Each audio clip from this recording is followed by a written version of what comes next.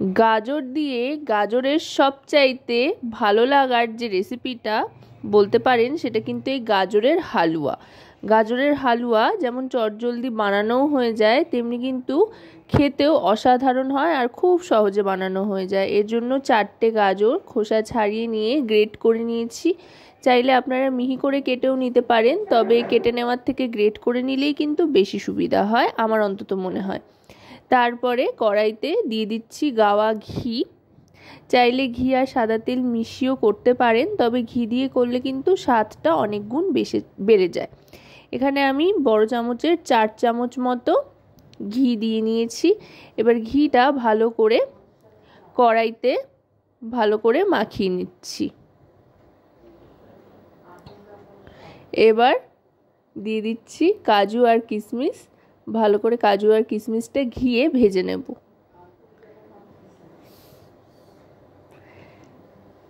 কাজু কিশমিশটা ভেজে নিলে তাহলে কিন্তু এর টেস্টটা অনেক গুণ বেড়ে যাবে। আপনারা চাইলে আপনাদের পছন্দ মতো যে কোনো ড্রাই ফ্রুটস ব্যবহার করতে পারেন। দেখুন কাজু কিশমিশটা ভেজে নেওয়ার ফলে কিশমিশগুলো বেশ সুন্দর ফুলে উঠেছে। এই রকম যখন ফুলে ফুলে উঠবে কিশমিশটা, তখন বুঝবেন ভাজাটা কিন্তু হয়ে গিয়েছে, তখন এগুলো তুলে নিতে হবে। কাজু কিশমিশটা তুলে নেওয়ার পর বাকি রান্নাটা কিন্তু এই ঘিতেই করে নেব। এর জন্য এই ঘিতে প্রথমেই দিয়ে দিচ্ছি এলাচ গুঁড়ো। এলাচগুলো থেতো করে নিয়েছিলাম, নিয়ে এবার দিয়ে দিলাম। দিয়ে এবার এটাকে ভালো করে মিশিয়ে নিচ্ছি।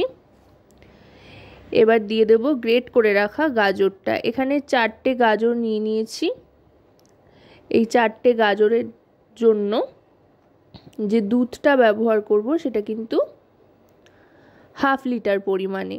4টে গাজরে মোটামুটি 250 গ্রাম হয়েছে, তাই 250 গ্রাম গাজরে 1/2 লিটার দুধ ব্যবহার করব। মানে ঠিক যতটা গাজর নিচ্ছি তার ডবল দুধ নেব। একবার এইভাবে বানিয়ে দেখবেন অসাধারণ খেতে লাগছে।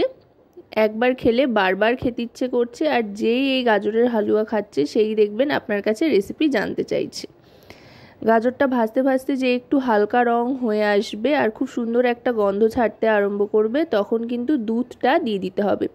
দুধটা আমি একবার মাত্র ফুটিয়ে নিয়েছি, খুব বেশি ঘন করে কিন্তু এখানে দিচ্ছি না। এখানে নর্মাল দুধ একবার ফুটিয়ে নিয়ে ঠান্ডা করে রেখেছিলাম, মানে রুম টেম্পারেচারে রেখেছিলাম আর কি, সেটাই দিয়ে দিলাম। এবার দুধটা দিয়ে ভালো করে জাল করতে হবে। গ্যাসের ফ্লেমটা কিন্তু মিডিয়াম টু হাইতে রেখে জাল করব। দুধ দিয়ে জাল করতে করতে কিন্তু বারবার করে কিছুক্ষণ সময় অন্তর অন্তর ভালো করে নাড়তে থাকতে হবে।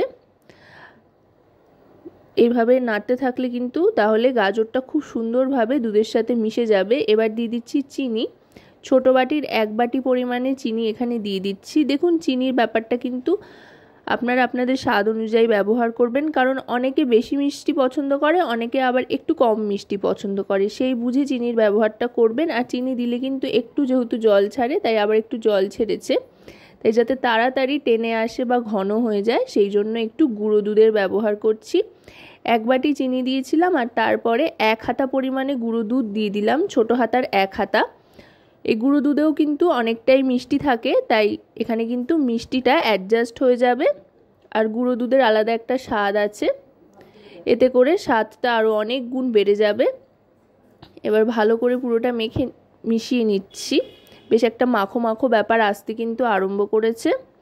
এবার আগে থাকতে ভেজে রাখা কাজু আর কিশমিশটা দিয়ে ভালো করে মিশিয়ে নেব। আশা করব রেসিপিটি আপনাদের ভালো লাগবে। ভালো লাগলে অবশ্যই রান্নাবাটি চ্যানেলটিকে সাবস্ক্রাইব করে লাইক শেয়ার কমেন্টের মাধ্যমে আমাদের পাশে থাকবেন, আর পাশে থাকা বেল আইকনটি অন করে দেবেন সবার আগে সমস্ত রকম নতুন রান্নার নোটিফিকেশান পাওয়ার জন্য। এবার গ্যাসের ফ্লেমটা অফ করে দিয়ে সার্ভ করে নিচ্ছি। গরম গরম গাজরের হালুয়া কিন্তু তৈরি। গরম গরম খেতে যতটা না ভালো লাগে, ঠান্ডা হয়ে আসলে খেতে আরও অপূর্ব লাগে, আর এটা কিন্তু ঠান্ডা হলে আরও অনেকটাই জমে যাবে।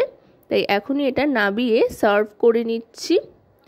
গাজরের হালুয়াটা এখানে নামিয়ে নিয়ে এবার ওপর দিয়ে আরও খানিকটা কাজু কিশমিশ যেটা ভেজে নিয়েছিলাম, সবটা তখন দিইনি, খানিকটা রেখে দিয়েছিলাম, সেটা ওপর দিয়ে ছড়িয়ে দেব, তাতে দেখতে বেশ সুন্দর লাগবে। তো আজকের এই গাজরের হালুয়ার রেসিপি আপনাদের কেমন লাগলো সেটা কিন্তু অবশ্যই আমাকে কমেন্টের মাধ্যমে জানাবেন। সকলে খুব ভালো থাকবেন, সুস্থ থাকবেন, আর রান্নাবাটির সাথে থাকতে ভুলবেন না যেন। আজকের মতো তবে এ পর্যন্তই। আবার খুব শিগগিরই চলে আসব নতুন কোনো ভিডিওর সাথে।